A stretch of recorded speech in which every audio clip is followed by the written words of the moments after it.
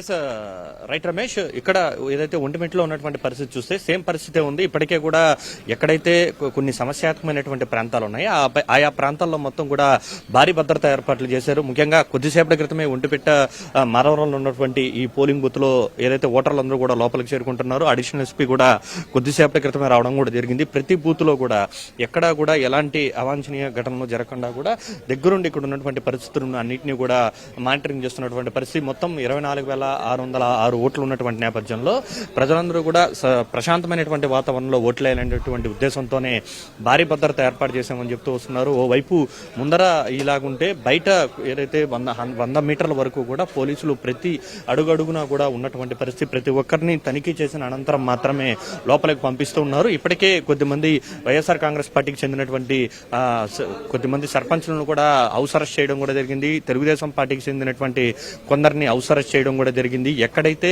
Issues ఉంటాయో కొద్దిమంది issue చేసేటువంటి నేతలు ఎవరు అనేటువంటి అనుమానం కాస్త వచ్చినప్పటికీ కూడా అది ఏ పార్టీ అనేది తేడా లేకుండా కూడా ఇక్కడ కూడా హౌస్ అరెస్ట్ చేస్తున్నటువంటి పరిస్థితి. ఒంటిమిట్ట మొత్తం అన్ని పోలింగ్ కేంద్రాలు మొత్తం 30 పోలింగ్ బూతులు ఉన్నాయి. మొత్తం 17 కేంద్రాల్లో అన్ని చోట్ల కూడా ఇదే రకమైనటువంటి పరిస్థితి ఉంది.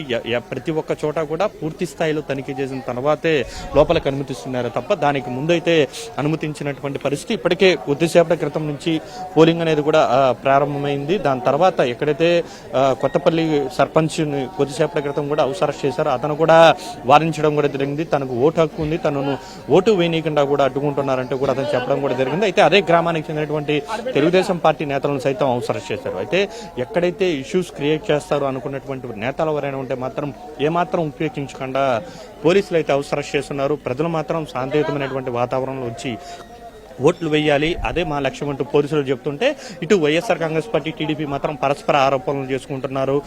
ప్రజాస్వామ్యాన్ని కుడి చేస్తున్నారని వైఎస్ఆర్ కాంగ్రెస్ పార్టీ ఉంటే స్వేచ్ఛాయుతమైనటువంటి వాతావరణంలో ఎన్నికలు నిర్వహిస్తున్నామంటూ కూడా టీడీపీ నేతలు చెప్తూ వస్తున్నారు. అందుకే కేవలం మమ్మల్ని కూడా అరెస్ట్ చేస్తున్నారంటే మమ్మల్ని కూడా పోనీయకుండా చేస్తున్నారంటూ కూడా కొన్ని చోట్ల టీడీపీ నేతలు పోలీసులతో వాగ్వాదం చేసుకున్నటువంటి పరిస్థితి. సో ఈ రకమైనటువంటి పరిస్థితి ప్రస్తుతం ఒంటిమిట్ట అన్ని చోట్ల ఉంది. కొద్దిసేపటి క్రితమే ఇక్కడ పి మాధవరానికి సంబంధించినటువంటి ప్రాంతంలో ఇక్కడ జెడ్పీటీసీ అభ్యర్థిగా ఉన్నటువంటి వైఎస్ఆర్ కాంగ్రెస్ పార్టీకి చెందినటువంటి సుబ్బారెడ్డి కూడా ఇక్కడ కొద్దిసేపటి క్రితం వచ్చేళ్లారు. కృష్ణారెడ్డి ఒంటిమిట్ట ప్రాంతంలో కూడా పర్యటించడం కూడా జరిగింది. ఆయా అభ్యర్థులు కూడా తిరుగుతున్నారు. మొత్తం 11 మంది అభ్యర్థులు ఉండగా దాదాపు 24,606 మంది ఓటర్లు కూడా ఓటు హక్కును వినియోగించుకోబోతున్నారు. కార్తీక్, అలాగే ఒక చిన్న జెడ్పీటీసీ ఎలక్షన్ ఇప్పుడు ఏపీ వ్యాప్తంగా ఎందుకు చర్చనీయాంశం అవుతోంది అంటారు? అంటే ఖచ్చితంగా అంటే ఈ రెండు కూడా అత్యంత ప్రతిష్టాత్మకంగా కూడా ఆయా రాజకీయ పార్టీలు అనేది కూడా తీసుకుని చెప్పుకోవచ్చు. ముఖ్యంగా పులివెందులు కావడంతో గతంలో దాదాపు 40 ఏళ్ల తర్వాత తొలిసారిగా కూడా ఎన్నికలు అనేది కూడా జరుగుతున్నాయి. ఇంతకాలం కూడా ఏకగ్రీవంగా అనేది కూడా జరుగుతూ వచ్చిందని చెప్పుకోవచ్చు. సో ఇలాంటి నేపథ్యంలో అన్ని పార్టీలు కూడా ఇటు అధికార పక్షం కావచ్చు ప్రతిపక్షం కావచ్చు చాలా సీరియస్ గా తీసుకున్నాయి. ఎందుకంటే గతంలో ఉన్నటువంటి అనుభవాలు 2021లో కుప్పంలో జరిగినటువంటి ఎన్నికల్లో వైఎస్ఆర్ కాంగ్రెస్ పార్టీ పెద్ద ఘన విజయం సాధించింది.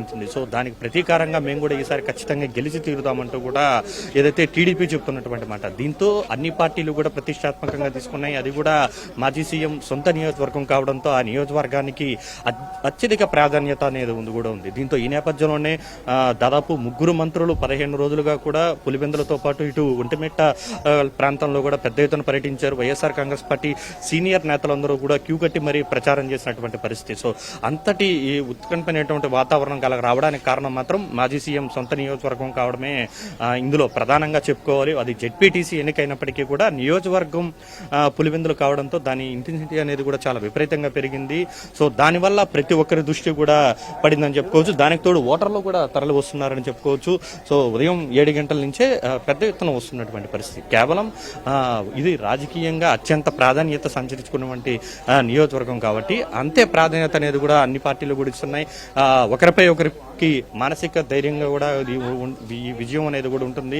ఖచ్చితంగా వైఎస్ఆర్ కాంగ్రెస్ పార్టీని దెబ్బకొట్టాలనేటువంటి ఉద్దేశంతో టీడీపీ ప్రయత్నం చేస్తూ ఉంటే సొంత ఇలాకాలో ఖచ్చితంగా ఇది మాదే అని చెప్పుకోవడానికి మాత్రం వైఎస్ఆర్ కాంగ్రెస్ పార్టీ పూర్తి స్థాయిలో సర్వశక్తులు ఒడ్డాడుతున్నటువంటి పరిస్థితి. ఇప్పటికే జెడ్పీటీసీ ఎన్నికకు సంబంధించి ఎన్నికల కమిషన్ ని 10 సార్లు వైఎస్ఆర్ కాంగ్రెస్ పార్టీ కలిసిందంటే ఏ స్థాయిలో ఇక్కడ ఉన్నటువంటి పరిస్థితులు ఉన్నాయనేది కూడా మనం అర్థం చేసుకోవచ్చు. ఇటు పోటాపోటీ ఎన్నికల ప్రచారంతో పాటు రకరకాల ప్రయత్నాలు అన్నీ కూడా ఇరు పార్టీలు కూడా చేశాయి. ఒకవైపు మంత్రులు, ఓవైపు మాజీ మంత్రులు పరస్పర విమర్శలు, పరస్పర దాడులతో అత్యంత హాట్ టాపిక్ గా కూడా పులివెందుల నియోజకవర్గం మారింది. దానికి కారణం మాత్రం మాజీ సీఎం సొంత ఇలాకా కావడమే అని అందరికీ తెలిసిన విషయమే.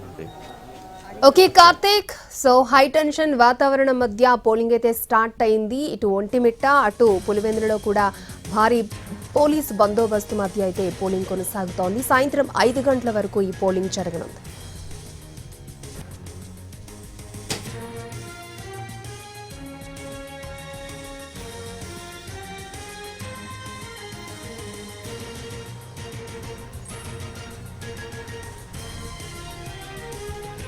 ఇటు ఎంపీ అవినాష్ రెడ్డిని పోలీసులు అరెస్ట్ చేశారు. ఈ టైంలో ఉద్రిక్త పరిస్థితులు నెలకొన్నాయి. తెల్లవారుజామున పోలింగ్ స్టార్ట్ అవ్వక ముందే ఆయన్ని పోలీసులు అదుపులోకి తీసుకున్నారు. ఇంటి నుంచి అరెస్ట్ చేసి కడపకు తరలించారు.